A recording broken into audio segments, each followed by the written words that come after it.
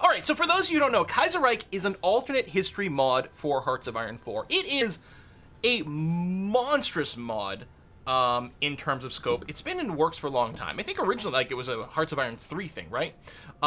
Big team works on this, tons of updates, lots of great content, tons of writing. It's really, really, really incredible. So the idea with Kaiserreich is very simple. What would have happened if Germany had won World War I? That's sort of the starting point for everything. What if Germany had won World War I? Well, first of all, with Germany itself, it wouldn't have lost, wouldn't have been embarrassed, wouldn't have been forced to pay huge reparations, wouldn't have been in such dire straits that some buttface with a stupid mustache could come in and, shake things up. Also, I think Hitler died fighting on the Eastern Front or something like that in this alt history of Kaiserreich. So he ain't around to cause no problems over there. So Germany's just buzzing around, having a grand old time. Everything's great there. On the flip side, Great Britain, the United Kingdom, and France, they got spanked in World War I, were forced to pay reparations, collapsed, had their entire government, the people uprose, and the government was toppled over and replaced with syndicalists, basically sort of a brand of communism, where the unions are kind of in power and things like that. The royal family of the United Kingdom fled to Canada, so the king's over here. The Royal Navy, most of it, is over in Canada as well. The very first Kaiserreich game I played was as Canada, and it was unbelievably fun. Super great. Super great. Darkest Hour, actually, what are we talking about? No. Yeah, no, the hairdo, like, for some reason, my hair dried differently today, and when I brushed it back, I'm like, it almost looks like I've gotten a haircut or something, but no, probably over the course of the stream, it'll turn into ringlets like it normally does. I don't know what's going on there. So that's sort of the European situations. There's some stuff going on in America as well, but what we're concerned with today is China, because that's where we're going to be playing. The latest big update for Kaiserreich 0.10 came, I think I got that number right, came with a bunch of changes to China. And so we're going to be playing there because we've never really played in China. Well, we certainly haven't in Kaiserreich, but we've never done a Chinese campaign in Hoi in general. I think that's accurate. So it is time to do that. Now, China is a little bit different as well, because in this case, so in our history, the, am I getting this right? Yeah, the Kuomintang, who we're going to be playing as today, are Chinese nationalists. And they wanted to, so 1911, I want to say, the emperor of Qing fell over here. They were deposed. Now, this dude is back. Puyi, who was deposed when he was 5 or 6 or something like that, he's back running the king over here. Qing, I don't know how to pronounce it. Anyway, the CMT, or the KMT, who we're going to be playing as, we'd originally had done this northern expedition over here to try to unify China, put down the warlords, and so on and so forth. And they were, in our history, basically successful, which is why you have which is so they formed China. Then the communists sort of split off, and you had the Communist Party, and then there was a whole thing leading to modern day. However, in this alt history, the KMT failed their northern expedition because of German intervention, right? The Germans, who are powerful and stable, they intervene over here, quash the KMT, and we basically don't exist. We're going to start, actually, by playing as the League of 8 provinces over here, but in about a month and a half, mid-February or so, we should have an opportunity to spawn ourselves as the KMT. We're basically just a loose branch of semi-organized sort of rebellion and unrests and separatists and things like that. Right around in here is where we're going to be playing. Sad no Quill Korea in this? Well, I mean, so Quill Korea is best Korea. Quill Korea is also China in EU4, so maybe in Hoi 4, Quill Korea will be KMT? I don't know. We'll see. Yeah, so we start as a nation that doesn't exist yet, but they're gonna pop out soon. My experience with Chinese pronunciation is don't bother, it's gonna be wrong anyway. Danilon, I think I can embrace that policy. We're just gonna assume we're not gonna be able to do it right, and that's it. So the League of 8 provinces is not gonna last very long. There's not actually that much that we necessarily need to do with them. I mean, we'll hit the buttons like we normally do, but soon enough they're gonna collapse and it's not gonna matter. Like, we have to choose the national focus. So, I don't know, I guess I could hit this. or I could just save the political power. I don't think it really makes a difference either way. So, I mean, we'll hit that. There may be some, like, gamey things that we can go one way or another to sort of min-max some stuff in weird ways, but let's not worry about that too much. Oh, I do want to disclaimer something about this run. Apparently, there is going to be some sort of patch or hotfix released for Kaiserreich at some point very, very soon, which may break our save. I've decided I'm going to go ahead with it anyway. I've been warned by the devs. I'm going to go ahead with it anyway. Maybe it won't break our save. If it does, we'll just restart or something like that. It'll be okay. But I promised everyone Kaiserreich today. I'm like, you know what? We're going to go for it anyway. It's fine. Maybe it'll just be a learning history. What is the history of Japan and Kaiserreich? I don't know. I actually didn't do the research on Japan. They are... So Hirohito is leading it. I don't remember what their vibe is. I mean, one of the things with Kaiserreich is, like, everything's got these really cool custom trees. There's probably a bunch of different ways to play them. I don't know. There is going to be some tension between Japan and ourselves, though. I'm pretty sure that's still the case. Japan is for the most intense... Oh, by the way, Flamefang in the chat is one of the devs from Kaiserreich. So if you got some questions, you can fling it his way or her way. Japan has most intents and purposes the same as OTL. What is OTL? Is that, like... I mean, I'm assuming that's, like, the real-life original history, but what does OTL stand for? Original timeline. There we go. Thank you very much. These are probably terms from the Kaiserreich devs that, you know, compare things one way or another. Anyway, so we've got some free civilian factories. Now, again, so I started it a couple times just so that I knew how to navigate the events properly to choose the KMT. We, again, as far as I can tell, when I played it, it'll be mid-late February that we're going to split off. So I'm going to go ahead and we can squeeze in an infrastructure in, say, this province here, which is one of the ones we're going to start with, and it'll finish just in time. So 13th of February, it'll get there. I don't know, we'll queue up a second one, although the second one won't finish. I guess in theory, we could queue up one and then maybe fit in, like, a fort at 500. I mean, I guess there's no maintenance. So I'm just thinking of, like, let's use the League of 8 Provinces production to just start us off with something. I don't know, we'll put a fort there. It might finish in time, it might not. I don't know. It's going to be something like that. Let's see. We have unassigned divisions, so we're gonna take all our divisions, throw them in one big army, and I'm just gonna, like, I don't know, stick them up north or something. I don't think this is actually gonna have an impact one way or another, what happens, but just in case, I want to make sure there's not a bunch of troops hanging around over here. We're gonna have our own troops that are gonna rise up from the people! The people are gonna rise up and get things done. We don't need to train any troops or anything. We got free dockyards. I don't know, we'll just queue up a convoy. We have a dockyard, I think. More than one? Oh, we have 5 dockyards. Oh, right now, yeah. We won't have them soon. Let's start convoy production. Sure. Research. Oh, I don't know. We'll do something really weird and different. We'll start with electronic mechanical engineering and basic machine tools. I know, it's really an oddball start. You've never seen anyone in Hearts of Iron ever pick those 2 technologies to start off with, but we'll see what we can do. Is the Tiplink Streamlab broken? I hope not! I gotta get my whiskey and chocolate donations. It's loading for me. We'll see. Hey, cool man. I don't know what ship is best in Endless Sky. I suspect there's a lot of ships that are sort of equivalent to different levels for different playstyles. We'll see. I feel very stupid right now, but Korea and Taiwan weren't occupied by Japan at OTL in 1936, were they? They were occupied OTL. Yeah, I'm pretty sure. It might, I mean, I have very little information or knowledge about history in general, and certainly very little about Asia. But yeah, I'm pretty sure that was the case. Was it just after World War II that they were, like, deoccupied? I don't know. I don't know the timeline for that. All right, anyway, I think we can probably unpause here. So yeah, everything is fine and cool in the League of 8 Provinces. I got some Tsingtao collaboration. The Nanking Commission. Okay, sure. Conspicuous kleptocracy. There we go. Sure. And we're getting some background information here. The Imperial Cornerstone, blah. Forged amid last decade's wars and expanded to its current size following the defeat of the Northern Expedition, This is one of our differences from real history. Sun Xuanfang's League is a loose confederation of provincial governments oriented around his stronghold in Nanjing.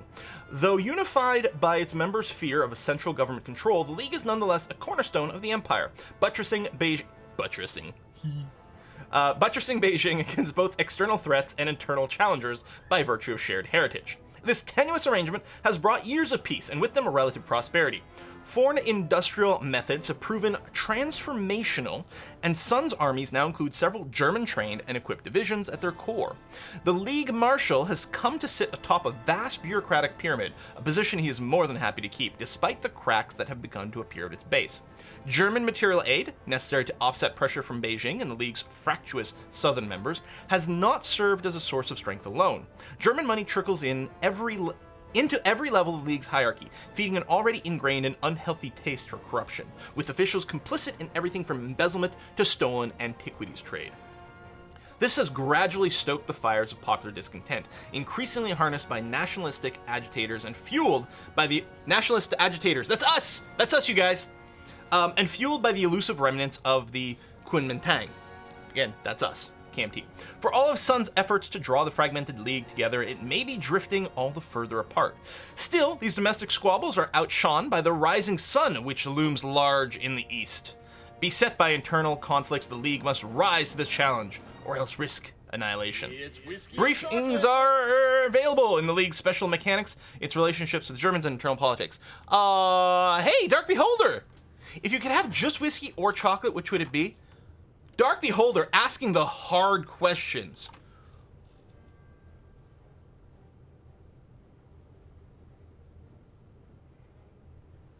It'd have to be chocolate. But I had to think about it. Wow. All right, so we can find out more information about our nation and its situation. The thing is, internal concerns. I mean, we're not going to be this nation, but it is referencing some things we're going to be. German influence and the somewhat decentralized nature of the League has often led to localized unrest, and though this is often quickly dealt with, it can be seen as indicative of a greater malaise. The League is pestered by numerous subversive forces, and though they may be seen as no threat, they must not be allowed to escape control. A number of KMT holdouts, remnants of the failed Northern Expedition of 1926, and a second smaller uprising in 1932, remain just outside our reach in the mountains of Fujian, and the major coastal concessions. Yiguandao adherents committed to expunging foreign influence and returning China to its long-held traditions have been moving south from Shandong and making inroads among the eastern provinces. To the south, Guangdong and Guangxi, together referred to as Liangguang, as well as Hunan, operate de facto and autonomously and may even harbor ambitions of formal independence. All will have to be closely watched. Whoa! Go Kami! Thank you very much for that. I blame you personally for getting me re-addicted to Endless Sky and fighting for the oppressed free colonies. Nonetheless, thank you for your awesome content. Gao Kami, thank you very much for that. And yeah, I had so much fun streaming Endless Sky on Saturday. I think we're going to stream it again this upcoming Saturday. And I'm surprised, we got no combat. All we were doing is like space trucker, basically. But it was fun. Anyway, we're going to say League is endure, just get the events. Okay, so, yeah, we can stay on pause for a little bit longer. I know we have no troops in training, that's fine. Insufficient resources, that's fine. We're not going to be the League of 8 for very long. Sun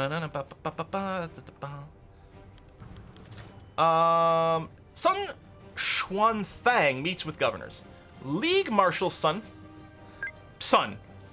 met today with the governors of the 5 eastern provinces who, the public have been told, discussed matters of regular governance and administration. The rice crop in Jiangxi has been poorer than expected this year, says Governor Deng Raziao. It's important that taxes are adjusted appropriately to compensate. The absence of officials from Guangdong, Guangxi, and Hunan, as well as the presence of purely military figures like General Qi, has led to some to believe that the meeting actually concerned more serious matters of state. Hey, we gained some stability and political power. There were no plan for a Star Sector stream, although maybe more videos. Honestly, it was a toss-up as to which one I recorded and which one I streamed between the two. Maybe I should have gone the other way? I don't know.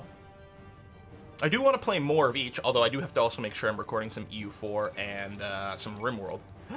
President Kerensky has been killed. That's President of Russia, right? I think I'm getting that correct? Yeah. So this is an event that always fires at the start of the game, and it's, I think, starts a lot of shakeups in, yeah, there you go, in the world. It's like the first, like, rolling of a snowball. But still, I'm sure this won't have any impact on us. Oh, we have a decision to take. Right. We can hold off on those for a scooch. Today marks the long-planned opening of the Zhejiang Railway, the latest expansion to which finally connects Shanghai to Nanshang, a city deep in the Jiangxi province. The opening is noteworthy for a few reasons. First, among them, the prominent involvement of Chinese engineers in the construction, despite its significant funding by the Aufsichtsrat der Ostasiatische General... What? Also known as the AOG. Thank you for the acronym there. Or initialism, really. Which has turned the work into something of a cause today. So that's like the German intervention, basically, as far as I can tell. Those less optimistic have been quick to point out the AOG's newfound access to rich mineral deposits, as well as Jiandishan porcelain, which has been able to fetch high prices in Berlin. Despite concerns, a threatened attack upon the opening ceremony by KMT agents did not take place. See, we're the good guys. It's fine. We wouldn't do anything like that. That would be rude. Free infrastructure. Whiskey and chocolate! Waiting for the pop-up to show them on my screen. It's that Ifrit guy! Just some monies for you. The Ifrit guy, thank you very much for that. You know what I wish I could apply the money to? Someone to shovel my damn driveway. It's snowing again today. I'm just like so sick of it. And unfortunately, everyone around here is fully booked. It's like, please take my money. I pulled my neck muscle a couple of days ago, so I haven't wanted to go out and shovel, but I'm gonna have to today because I gotta go and do some groceries and I can't get out of my freaking driveway. Rant over. It's fine. East Asia General Management. Ah, that's what that means, the AOG? Excellent, thank you. Invest in a roof over the whole driveway? I mean, maybe. Although it wouldn't help like the end of the driveway because let's get plowed. Unexpected announcement.